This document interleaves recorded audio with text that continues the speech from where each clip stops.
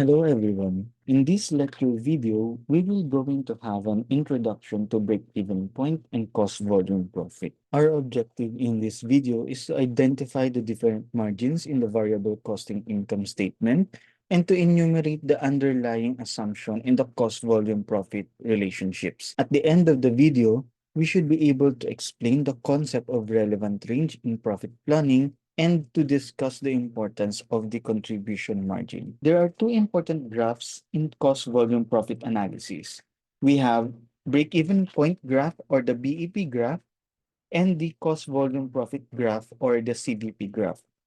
The BEP graph assumes that the production and sales level are within the relevant range, whereas one of the basic assumptions in the relevant range is there will be a linearity of behavior of the revenues and the cost. Whereas in the BEP graph, it is used for short-term planning and controlling purposes. The CVP graph is used for strategic economic analysis. The process of understanding the relationship of cost, sales price, and sales volume as they impact profit is also known as cost volume profit analysis. The process of understanding and controlling the impact of changes in cost, sales price, volume, and sales mix to profit in order to identify the level of optimal operating performance in achieving the overall goal of an enterprise is called profit planning. Now let's talk about contribution margin.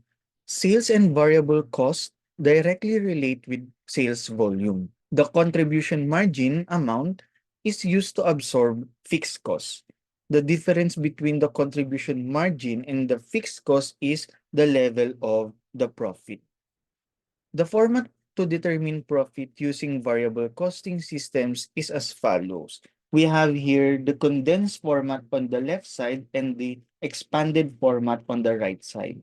In the condensed format, for us to get the contribution margin, we should be able to deduct the variable costs and expenses from the sales.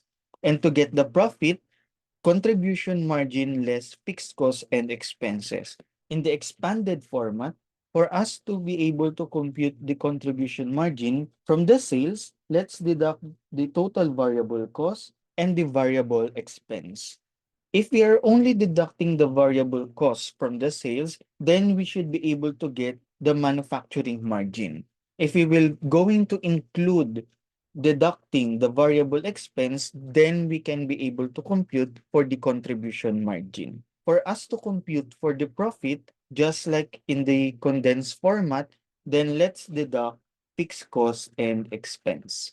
Let us now have the formula for us to be able to compute the break-even.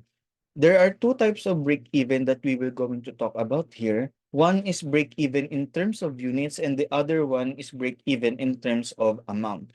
To compute for the BEP in terms of units, total fixed cost divided by unit contribution margin, and for BEP in terms of amount, the total fixed cost divided by contribution rate. So basically, these two formula are somehow similar. Keep in mind that if we are talking about units, we are using unit contribution margin. If we are talking about BEP in amount, we should be able to use the margin rate. Let's now have an illustrative example. ABC Company provided the following information. We have the unit sales price, the unit variable rate, total fixed cost, and the number of quantities sold. The requirements are we should be able to compute for the contribution margin, the variable cost, the break-even point in terms of units and in terms of amount. Let us use this problem to discover the relationships of contribution margin, fixed cost, and profit.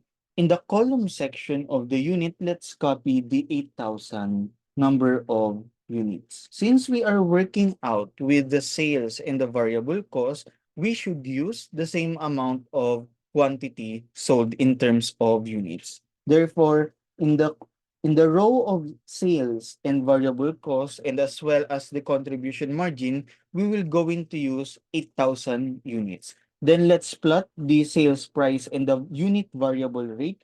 Then we should be able now to compute the unit contribution margin, which is 80. To answer the first requirement, what is the contribution margin in terms of units? Answer is 80 pesos per unit. Then we should be able to get the rate. So 80 divided by 200, that is 40%. The 200 is our 100%. Therefore, the variable cost rate is 60%. If you will be asked, what is the contribution rate in terms of pesos? Answer is 80. What is the contribution margin rate? Answer is 40%. Now let's solve in terms of amount. 200 multiplied by 8,000, we have here 1,600,000. 120 multiplied by 8,000, we have 960,000. Let's deduct these two figures. We should be able to get 640,000. Then we will going to deduct the total fixed cost amounting to 400,000. Answer for the profit is 240,000 pesos. To answer the requirement number 2, what is the variable cost in terms of units or unit price? Answer is 120.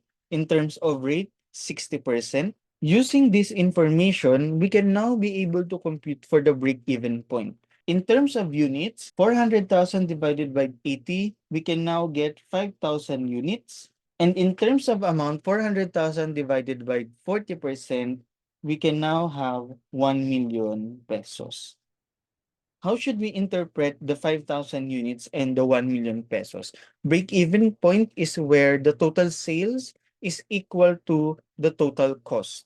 At this point of sales level, there is no profit or loss. Also, at break-even point, contribution margin always total the fixed cost. That's the end of our lecture video. Thank you all for watching.